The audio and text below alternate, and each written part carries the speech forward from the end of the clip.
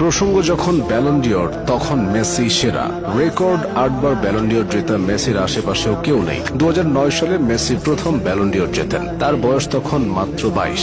এরপর 2010, 2011 ও 2012 সালে তিনি টানা 3 বার ব্যালন ডিওর জেতেন। এটিও একটি রেকর্ড।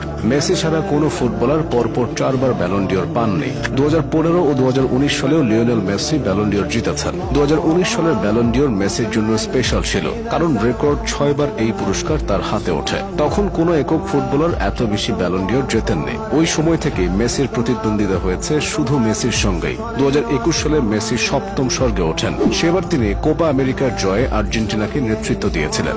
মেসি একমাত্র ফুটবলার যিনি ভিন্ন 3টি ক্লাবের হয়ে ব্যালন জিতেছেন। বার্সেলোনার হয়ে জিতেছেন 6টি, পিএসজির হয়ে জিতেছেন 1টি এবং ইন্টার মায়ামির হয়ে জিতেছেন 1টি। শুধু তাই নয়, মেসি একমাত্র ফুটবলার যিনি ভিন্ন 3টি দশকেই ব্যালন ডিওর জিতেছেন। 2000 থেকে 2009 সালের ভেতর জিতেছেন 1টি, 2010 থেকে 2019 সালের ভেতর জিতেছেন 5টি এবং 2020 থেকে বর্তমান পর্যন্ত জিতেছেন 2টি। 2023 সালে মেসি সর্বশেষ ব্যালন ডিওরটা পেয়েছিলেন বিশ্বকাপ জয়ের জন্য।